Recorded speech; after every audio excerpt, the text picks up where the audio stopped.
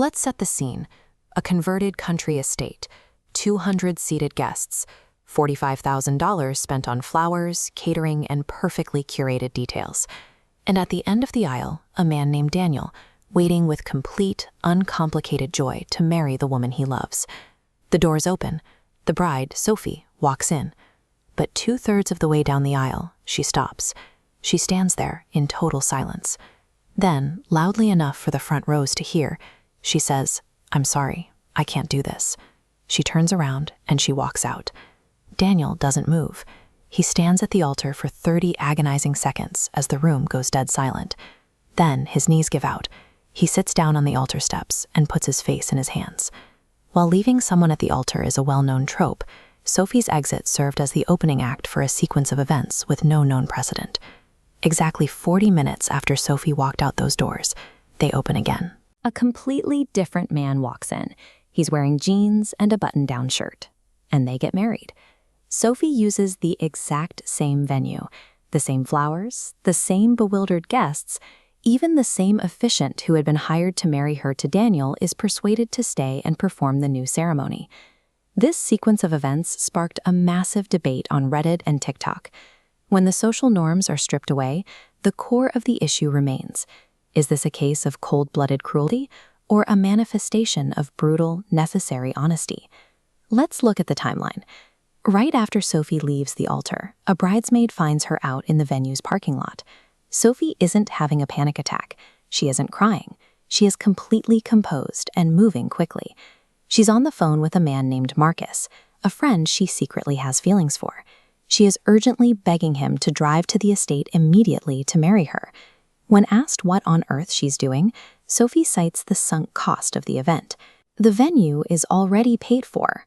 The 3-course dinner is already prepped. Her loved ones are already assembled. She refuses to let those assets go to waste. Sophie looked at the wreckage of her engagement and applied the cold, pragmatic logic of resource optimization directly to the people around her. It was a pure efficiency calculation. This is where the prosecution steps in. The internet largely agreed. Leaving the relationship was acceptable. The ethical violation was repurposing Daniel's emotional infrastructure. While Daniel was literally still inside the building, sitting in shock in a private back room, Sophie was actively stripping the assets of his wedding to fund the launch of her next relationship. She took a man who spent 2 years planning a life with her and reduced him to a vendor, a disposable placeholder funding a party he was no longer invited to. But then, a different argument started gaining traction. A vocal segment of people pointed out that Sophie might have actually done Daniel a massive favor. She knew she had feelings for someone else. She could have stood up there, lied to his face, and signed a legally binding contract. She didn't. She stopped before the fraud was committed.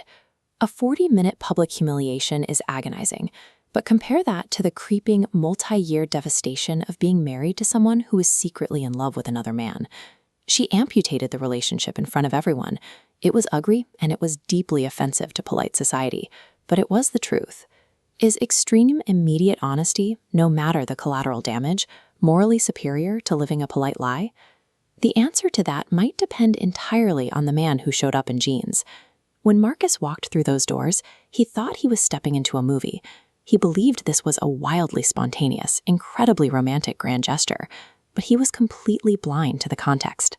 He had absolutely no idea he was a backup plan, called off the bench barely an hour after the original groom was discarded.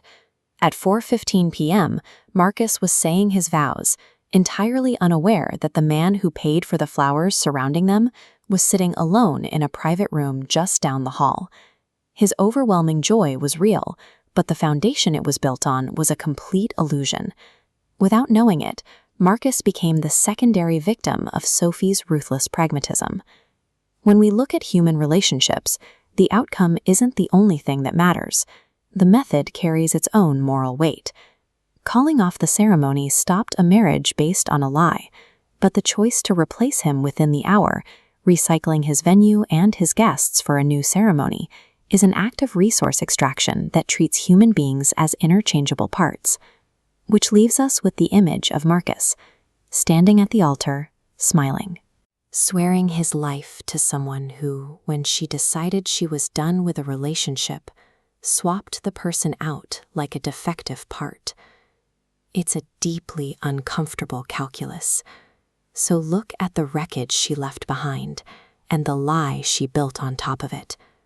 Is there any version of this story where Sophie did the right thing? Tell me your verdict in the comments.